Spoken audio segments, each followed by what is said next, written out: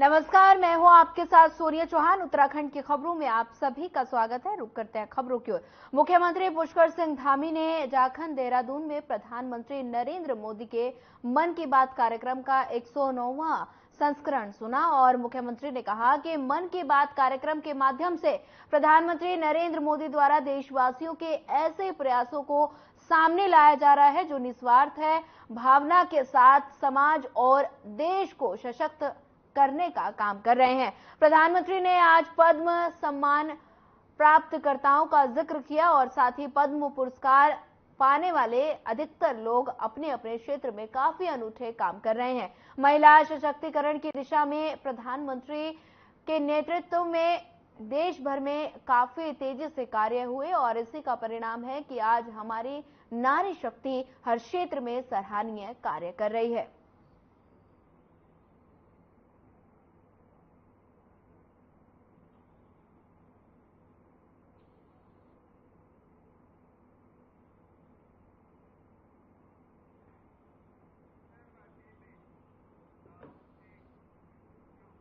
रुद्रप्रयाग के अगस्त मुनि ने भव्य रोड शो आयोजित किया। वहीं मुख्यमंत्री पुष्कर सिंह धामी ने इसमें प्रतिभाग किया।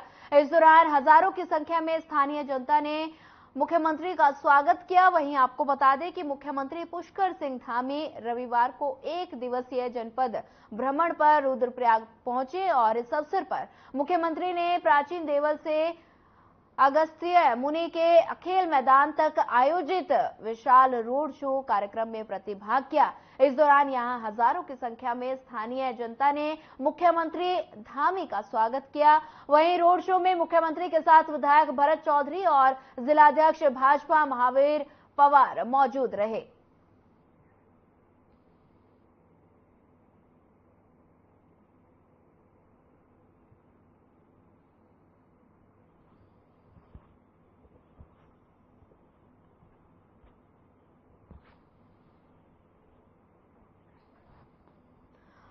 बता दें कि रुद्रप्रयागराज की तस्वीरें हैं जहां पर सीएम ने रोड शो में हिस्सा लिया और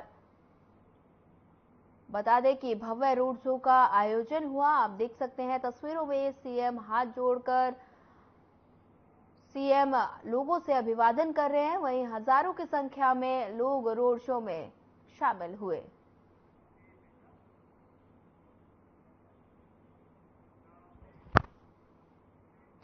कांग्रेस राष्ट्रीय अध्यक्ष मल्लिकार्जुन खड़गे सम्मेलन में शामिल होने पहुंचे जहां कांग्रेसियों ने उनका भव्य स्वागत किया। सम्मेलन में प्रदेश भर के हजारों कार्यकर्ता सम्मेलन में पहुंचे। वहीं पूर्व मुख्यमंत्री हरीश रावत और कांग्रेस प्रदेश अध्यक्ष करण माहरा भी मौके पर मौजूद रहे। बता दें कि सम्मेलन में शामिल होने पहुंचे खड़गे, आप देख सकते हैं तस्वीरों में देहरादून की तस्वीरें हैं। देहरादून में चुनावी बिगुल बज चुका है। पूर्व सीएम हरीश रावत भी साथ में नजर आए हैं और बता दें सम्मेलन में शामिल होने पहुंचे मल्लिकार्जुन खड़गे। बता दें कि देहरादून की तस्वीरें हैं। देहरादून में चुनावी बिगुल बज चुका है। पूर्व सीएम हरीश रावत भी साथ में मौजूद नजर आए।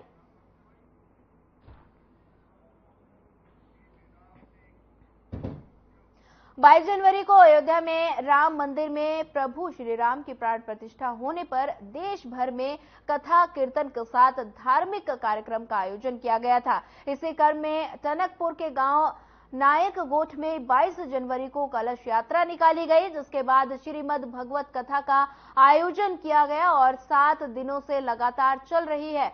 बता दें श्री भागवत कथा में लोग दूर दूर से पहुंचकर कथा का आनंद ले रहे हैं और पुण्य के लिए भागी बन रहे हैं। बता दें कि कथावाचक बालकृष्ण पूरन चंद्र पांडे ने सुंदर कथा की प्रस्तुति की है।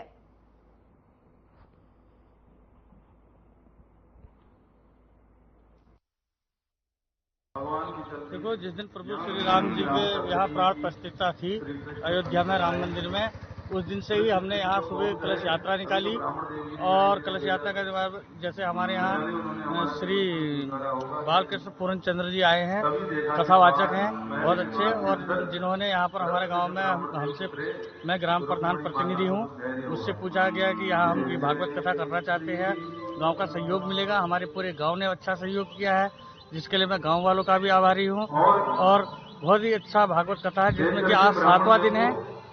कल को भंडारे के बाद इसका समापन किया जाएगा और भव्य भंडारा होगा, जिसमें कि सभी लोगों को आमंत्रण पत्र दिए जाएंगे कि भंडारे का प्रसाद ग्रहण करने के लिए आने की कृपा करें।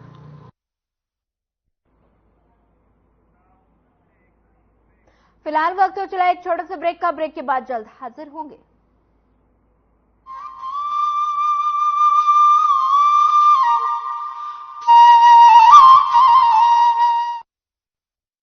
मानसखंड में अनगिनत देव स्थलों की श्रृंखला का वैभव, हमारे पास बहुत बड़ी विरासत है। प्रधानमंत्री श्री नरेंद्र मोदी जी के विजन और मुख्यमंत्री पुष्कर सिंह धामी के संकल्प के अनुरूप मानसखंड वैश्विक पर्यटन के मानचित्र पर अपनी नई जगह बनाने के लिए तैयार हो रहा है।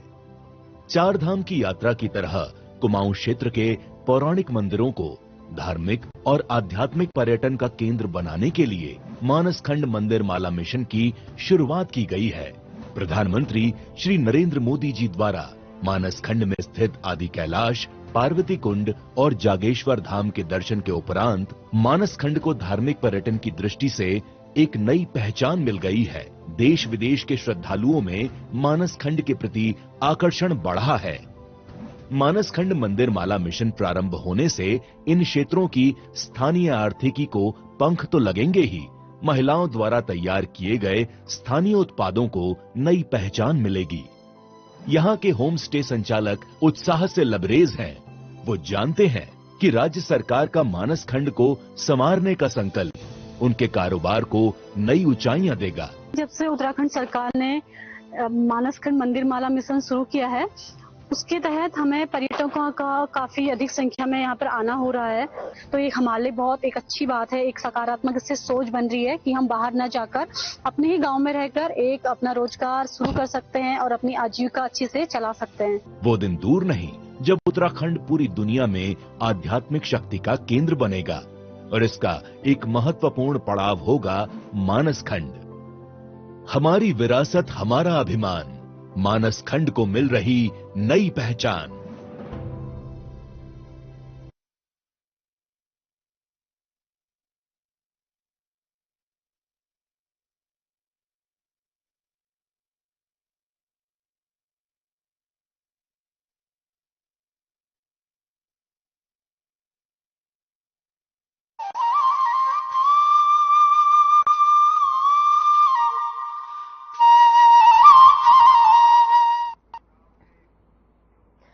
ब्रेक के बाद आप सभी का एक बार फिर स्वागत है। बढ़ते हैं अगली खबर की ओर। चंपावत में दूसरे दिन टैक्सियों की हड़ताल जारी है, जिस कारण यात्रियों की भारी परेशानी का यात्रियों को सामना करना पड़ रहा है। वहीं दूर दराज राज्यों से आने वाले यात्रियों और स्थानीय लोगों को हड़ताल के चलते टैक्सी नहीं मिल पा रही है। आपको बता दें कि टनकपुर को पर्वतीय क्षेत्र से जोड़ने का मुख्य द्वार कहा जाता है और साथ ही जहां से गुजरते हुए यात्री पर्वतीय क्षेत्र तक पहुंच पाते हैं। ऐसे में टैक्सियों का संचालन ठप होने से टनकपुर रोडवेज और टैक्सी स्टैंड पर यात्रियों के भीड़ होने एकत्रित हो रही है।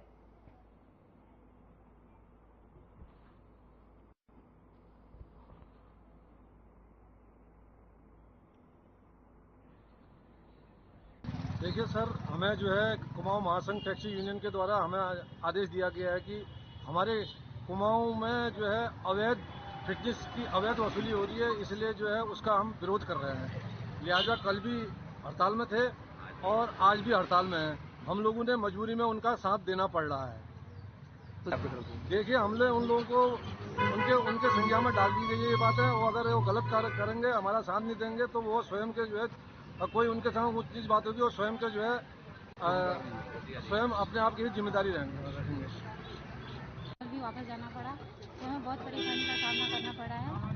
तो मेरी यही गुजारिश है कि जो हड़ताल है आप इसको खत्म करिए और जो नॉर्मल यात्री है उनको इतनी परेशानी हो रही है, तो उनको ये दिक्कत नहीं होनी चाहिए थी।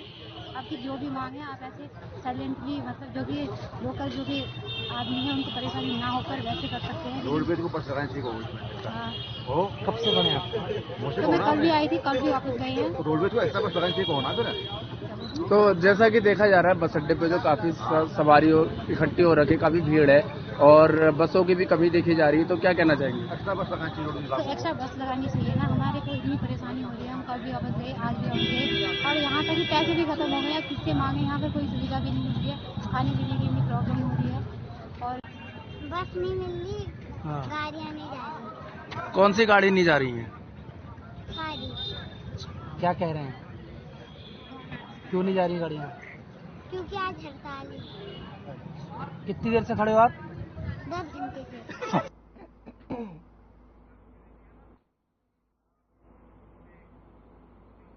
अयोध्या में रामलला के विराजमान होने के बाद अब बीजेपी की राम धुन सुनाई दे रही है। सियासी जानकारों का मानना है कि जैसे जैसे लोकसभा चुनाव का माहौल गर्म होगा, बीजेपी उतनी ही तेजी से राम धुन में रमते दिखेगी। बीजेपी के प्रदेश मीडिया प्रभारी मनवीर सिंह चौहान ने बताया कि राम लहर के आगे उनकी ये रणनीति कितनी कारगर साबित होगी, ये आगे के सियासी माहौल में ही पता चलेगा। वहीं बीजेपी ने राम लहर का प्रभाव बनाए रखने की योजना बना ली है। साथ ही उन्होंने बताया कि पार्टी इस मुद्दे को आसानी से छोड़ने वाली नहीं है। इसे मुख्यमंत्री पुष्कर सिंह धामी के बयान से भी जोड़ा जा सकता है। आपका एक वोट से ही आज उत्तराखंड सरकार कठिन निर्णय लेने का काम कर रही है। जाहिर है कि बीजेपी रामधुन को राम लहर में बदलने के लिए चरणबद्ध ढंग से आगे बढ़ रही है।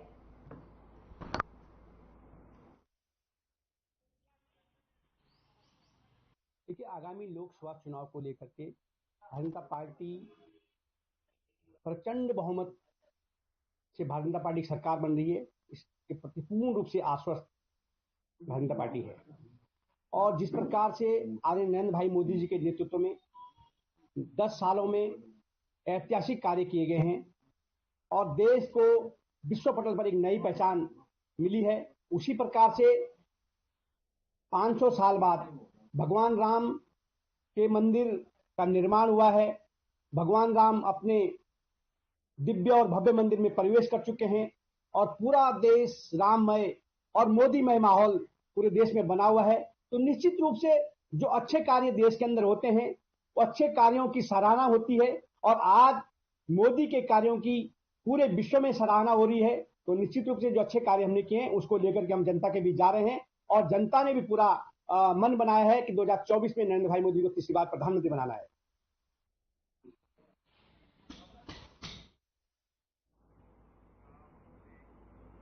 फिलहाल वक्त हो चला एक छोटे से ब्रेक का। ब्रेक के बाद जल्द हाजिर होंगे।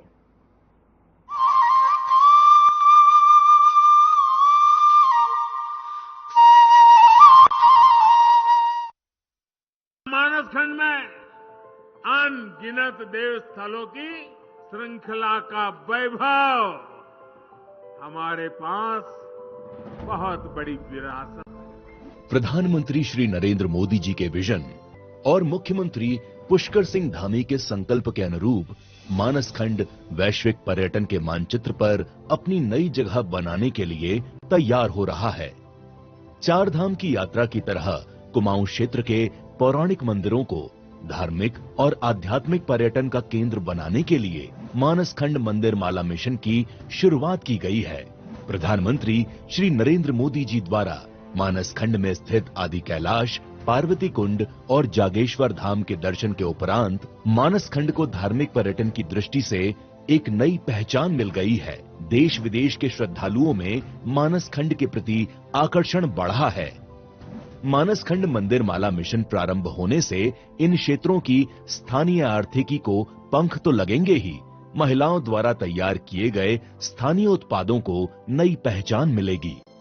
यहाँ के होम स्टे संचालक उत्साह से लबरेज हैं। वो जानते हैं कि राज्य सरकार का मानसखंड को संवारने का संकल्प उनके कारोबार को नई ऊंचाइयां देगा। जब से उत्तराखंड सरकार ने मानसखंड मंदिर माला मिशन शुरू किया है, उसके तहत हमें पर्यटकों का काफी अधिक संख्या में यहाँ पर आना हो रहा है।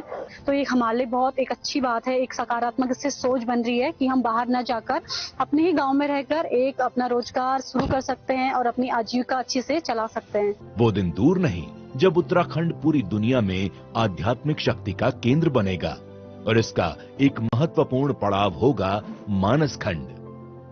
हमारी विरासत, हमारा अभिमान, मानसखंड को मिल रही नई पहचान।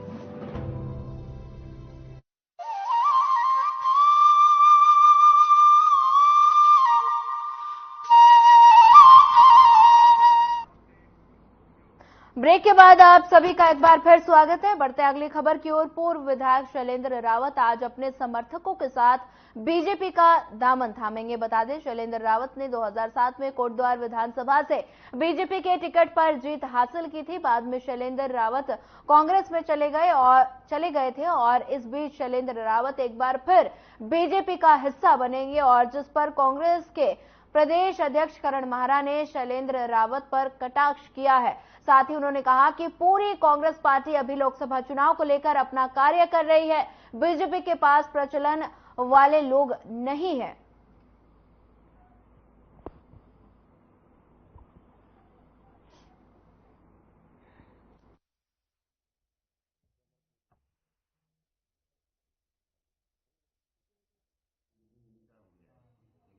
देखिए, मेरी नॉलेज में इस तरह की कोई बात नहीं है। हम अपना काम कर रहे हैं, हम अपनी पार्टी को स्ट्रेंथन करने हैं। अगर कोई पैदी का होगा, अगर वो कहीं जाता है, उसके लिए हम क्या कर सकते हैं। लेकिन कहीं ना कहीं आपको लगता है कि लगातार कांग्रेस पे डोरे, यानी कांग्रेस के नेताओं में इतना इंटरेस्ट क्यों है? देखिए, बीजेपी के पास ट्रेंड लोग नहीं है और 2 बार की कैबिनेट में आधे से ज्यादा मंत्री कांग्रेस बैकग्राउंड के हैं, तो उनको भाई शासन चलाना तो बीजेपी को आता नहीं है, लगातार फेल हो रहे हैं। तो अब वो चाहते हैं कि कांग्रेस के कुछ ट्रेंड लोग आ जाएं। और अब इसमें ये भी देखना कि जो बीजेपी का कैडर है, जो पैदा होने से उनके लिए काम कर रहा है, जो बचपन से उनके संग लगा हुआ है, वो इनको कितना स्वीकार करता है। जो हमारे यहाँ से मंत्री गए थे, उनके हालात क्या है वो आप भी जानते हो, मैं भी जानता हूँ। भविष्य जो जा रहे हैं,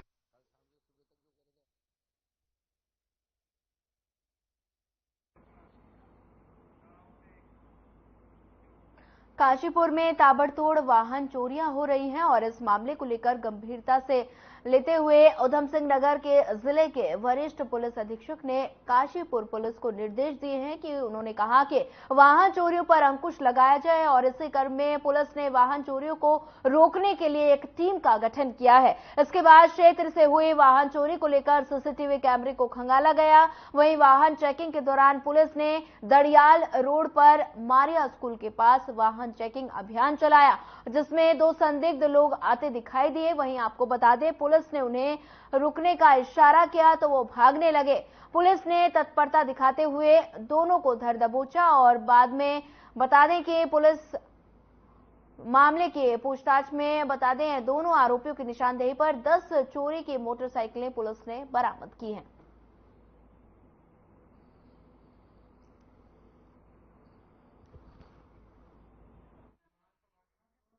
द्वारा एक बहुत ही अच्छी कार्रवाई करते हुए हमने रिसेंटली ये देखा था कि 2-3 जगह पे 2-3 दिनों से बाइक चोरी की घटनाएं काफ़ी बढ़ रही थी। तो हम लोगों ने प्रॉपर गहन चेकिंग करके हमने एक ई चालान मशीन के थ्रू जब एक आदमी का पता चला वो भाग रहा था, तो उसके द्वारा जब हमने चेकिंग की, वो बिना नंबर प्लेट की गाड़ी में था, तो ये पता चला कि वो गाड़ी उसकी नहीं थी, वाहन स्वामी कोई और था।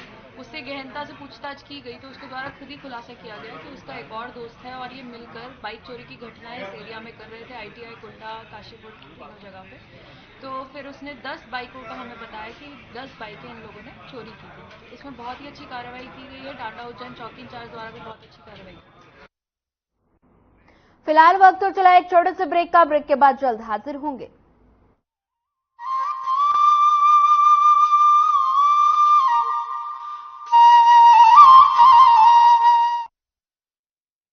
मानसखंड में अनगिनत देव स्थलों की श्रृंखला का वैभव, हमारे पास बहुत बड़ी विरासत है। प्रधानमंत्री श्री नरेंद्र मोदी जी के विजन और मुख्यमंत्री पुष्कर सिंह धामी के संकल्प के अनुरूप मानसखंड वैश्विक पर्यटन के मानचित्र पर अपनी नई जगह बनाने के लिए तैयार हो रहा है।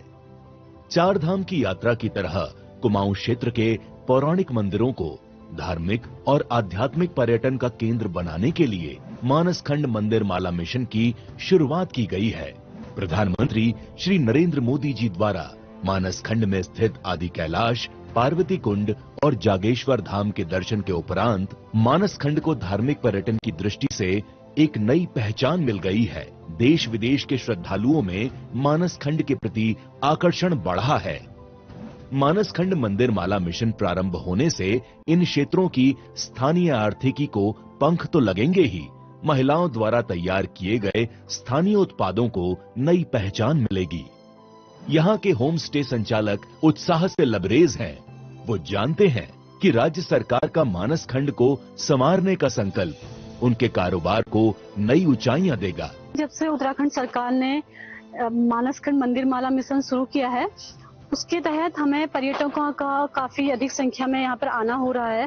तो ये हमारे लिए बहुत एक अच्छी बात है, एक सकारात्मक इससे सोच बन रही है कि हम बाहर न जाकर अपने ही गांव में रहकर एक अपना रोजगार शुरू कर सकते हैं और अपनी आजीविका अच्छे से चला सकते हैं। वो दिन दूर नहीं जब उत्तराखंड पूरी दुनिया में आध्यात्मिक शक्ति का केंद्र बनेगा और इसका एक महत्वपूर्ण पड़ाव होगा मानसखंड। हमारी विरासत, हमारा अभिमान, मानसखंड को मिल रही नई पहचान।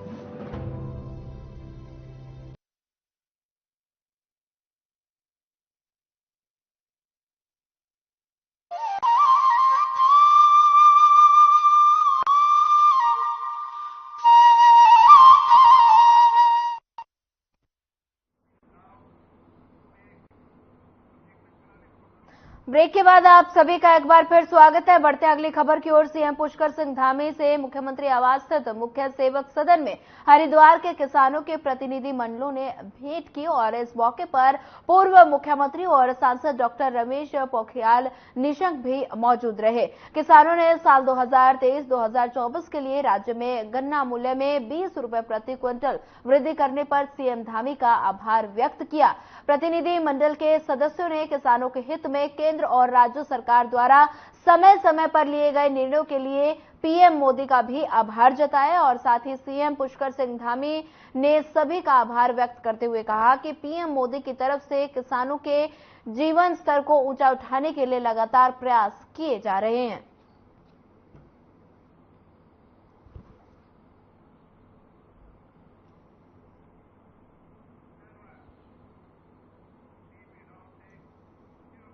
मुख्यमंत्री पुष्कर सिंह धामी ने उत्तराखंड प्रांतीय सिविल सेवा संघ के वार्षिक अधिवेशन में प्रतिभाग किया। इस अवसर पर मुख्यमंत्री ने संघ की वार्षिक पत्रिका आरोही का विमोचन भी किया। मुख्यमंत्री ने अधिवेशन की शुभकामनाएं देते हुए कहा कि उत्तराखंड प्रांतीय सिविल सेवा संघ द्वारा जो मांग पत्र दिया गया है उन पर उचित कार्रवाई की जाएगी। सभी विषयों पर गंभीरता से विचार करते हुए समस्याओं का समाधान किया जाएगा। मुख्यमंत्री ने उत्तराखंड प्रांतीय सिविल सेवा के अधिकारियों को संबोधित करते हुए कहा कि आप सभी सरकार के प्रमुख अंग हैं। जब आपके द्वारा जनहित में सराहनीय कार्य किए जाते हैं तो इससे सरकार के प्रति जनता का और विश्वास बढ़ता है। उन्होंने कहा कि आप गुड गवर्नेंस के अग्रदूत हैं और सभी अधिकारियों से मुख्यमंत्री ने अपील की कि गुड गवर्नेंस और इनोवेशन पर जोर दें।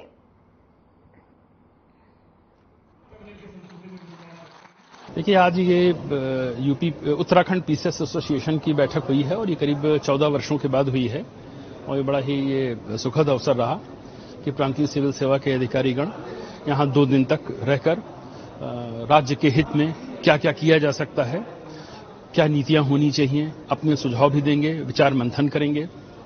सभी योग्य अधिकारी हैं, इनका लंबा अनुभव है, साथ ही इनकी सेवा संबंधी भी कुछ विषय हैं जिसका ज्ञापन उन्होंने माननीय मुख्यमंत्री जी को दिया है और माननीय मुख्यमंत्री जी ने इस मंच से उनको आश्वस्त किया है कि उनकी जो भी मांगे हैं उस पर विचार करके कुछ मांगे यदि उनकी ऐसी हैं जो शीघ्र लागू की जा सकती हैं, कुछ मिड टर्म होंगी जिसमें कुछ समय लगेगा, एक लॉन्ग टर्म वाली होंगी, इन सभी पर विचार करके इनकी जो भी समस्याएं हैं उसको सुलझाया जाएगा।